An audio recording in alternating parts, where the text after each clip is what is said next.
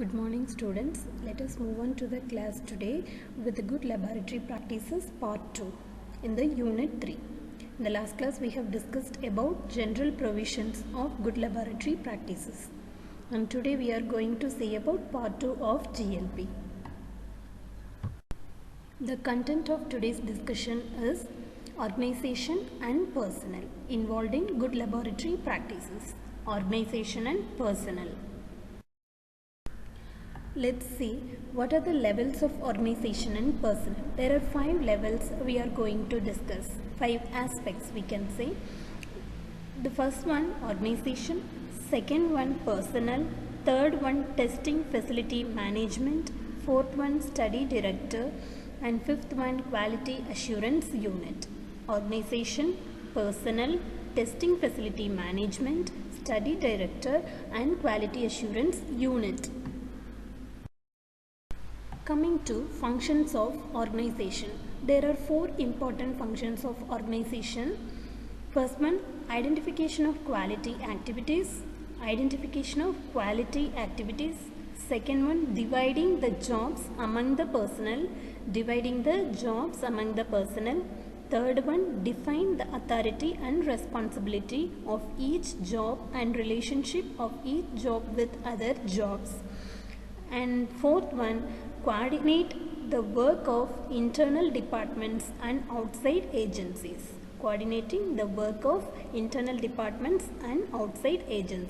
are 4 main functions of organization in good laboratory practices. Coming to personnel, the second aspect of today's discussion is personnel. Each individual engaged in the conduct or supervision of non-clinical laboratory study is considered as personnel in GLP. And what is the role of personnel? First one, education, then training, in that general and specific training to the personnel. And third one, experience or combination, and then personal sanitation and health precautions to personnel. So what are the aspects for personnel to be considered in non-clinical laboratory study means? And they are involved. What is the role of personnel here? They will involve in the conduct and supervision of study. What type of study? Non-clinical laboratory study.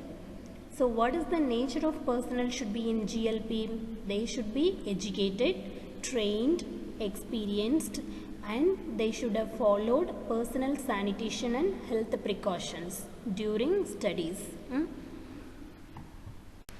Let's move on to the third part of organization and personnel, in that testing facility management.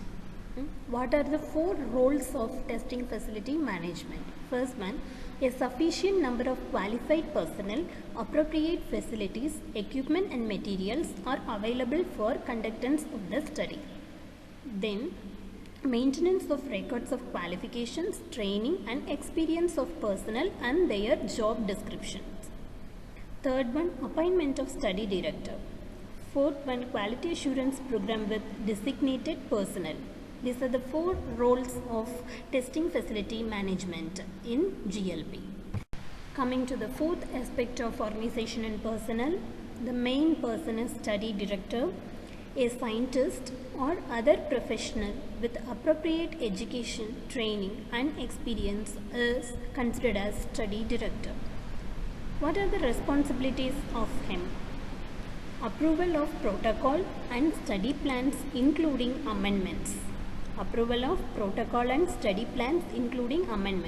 Second one, technical conductance of the study. Third one, ensure that the QA personnel and study personnel are updated with the study plan and standard operating procedures. Fourth part is interpretation, analysis, documentation and reporting of the results. Fifth one, he also checks that experimental data is accurately recorded and verified. Final one, sign and date the final report for acceptance of data. So he monitors every study. So who is the study director of GLP? Coming to the last part of organization and personnel, quality assurance unit. What are the parts of quality assurance unit in GLP? An individual or a group designated by management to assure that the studies are in compliance with GLP principles.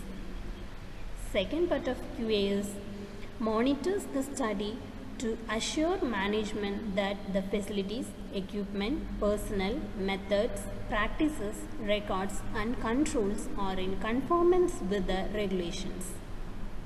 And next one, maintain the copies of master schedule sheet, protocol and standard operating procedures. Then access to updated study plans and standard operating procedures, SOPs. Then documented verification of compliance of the study with GLP principles. Then inspections to determine the compliance of the study with GLP principles, and 3 types of inspections are study based, process based and facility based. Inspections to determine the compliance of the study with GLP principles. And what are the 3 types of inspection? Study based, process based and facility based inspection will be conducted by quality assurance unit. Then prepare statements to be included in the final report containing dates and types of inspection. These are the roles of QA unit in GLP. With this, we are coming to the end of today's class. In the next class, we will be discussing the part 3 of good laboratory practices. What are the aspects, different aspects we are following in good laboratory practices to achieve 100% quality in the drug product. Okay. Thank you so much for patient listening. If you have any queries and comments, you can post it in the classroom app. Thank you.